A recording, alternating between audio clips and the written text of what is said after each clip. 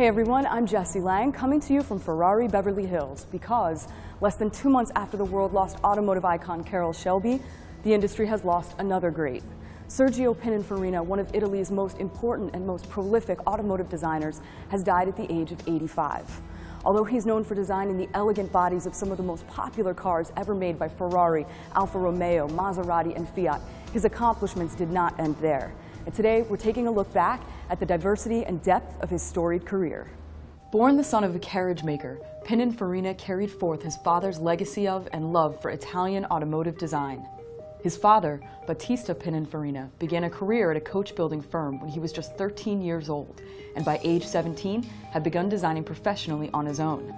By 1930, he founded his own coach-building company and quickly distinguished himself as a unique artist by breaking away from the curvy, ornate traditions of the 1930s in favor of designs that utilized straight, clean lines.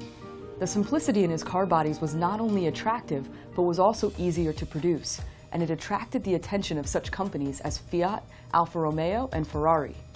In 1950, with Battista's business gaining international interest and increasing demand, he invited his son Sergio to join his company. Sergio, who had recently graduated with a degree in mechanical engineering, quickly became involved in all aspects of the business, from designing car bodies to implementing manufacturing techniques and testing marketing ideas. Like his father, he had a passion for forward-looking technology, and within a short time established himself as a strong visionary with boldly creative impulses.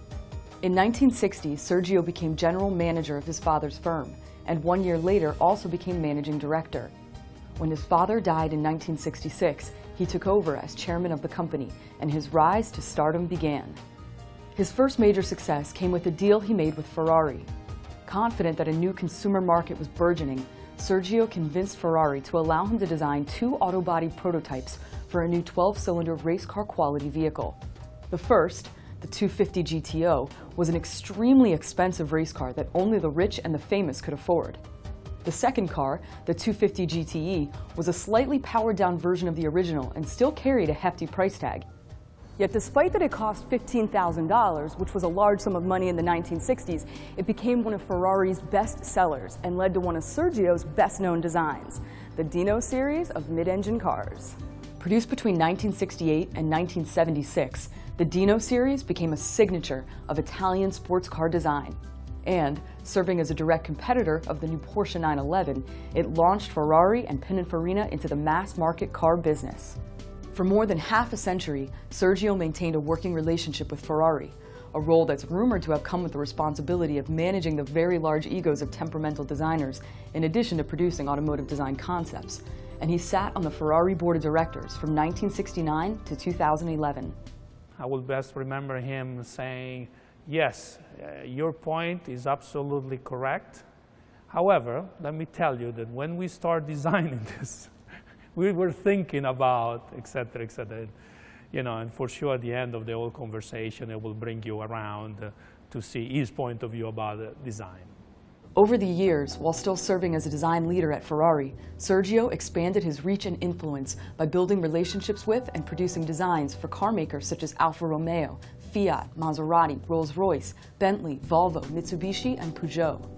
Even the American-made 1963 Chevrolet Corvette Rondinette and the 1986 Cadillac Alante bore his name. Among the things that made his expansion possible was Sergio's decision to move the Pininfarina company into custom short-run manufacturing.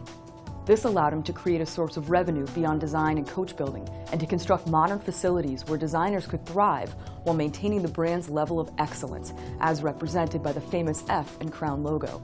The success of models like the Alfa Romeo Giulia and the Fiat 124 Spider became important achievements, and by the mid-1980s, his firm was designing prototypes for models that sold about 50,000 units a year, compared to the roughly 500 units sold in the early 1960s.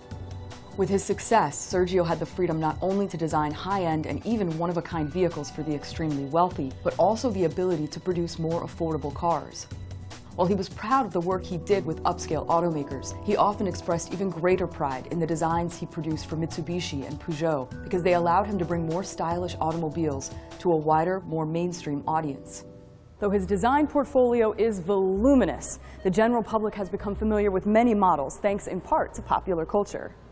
The iconic 1984 Ferrari Testarossa, for example, was featured in popular television series like Murder, She Wrote and Miami Vice, as well as in films like The Stepford Wives and Ghost. And who could forget the 1961 Ferrari 250 GT from Ferris Bueller's Day Off?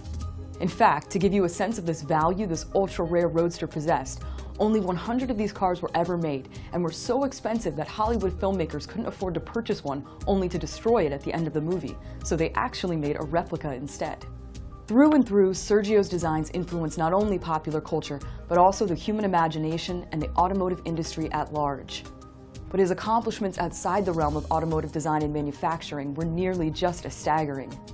As a European industrialist who was well respected by colleagues, he was able to combine his hands-on industry experience with his political acumen and served as a member of the European Parliament for over a decade.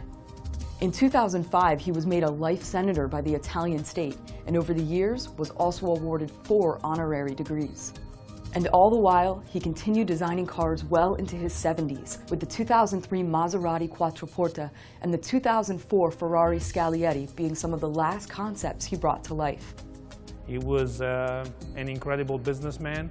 He was also president of the Confindustria, which is at one point, the association of all the industrialists in Italy. He was a family man. He put his family in front of business, in front of anything else. And he was a very remarkable, person, in many capacities. With a relentless drive to create, Sergio Pininfarina bestowed on the motoring world an incredible level of industrialism, and through his unique collaborations with diverse automotive entities, forged a personal empire that left the industry forever changed. The loss of this automotive legend is a grievous one, and begs the question, who are the designers of today whom we'll later look back on with reverence? Who will be spoken of in similar terms 50 years from now? Let me know what you think on our message boards. That's it for this edition of Wide Open Throttle.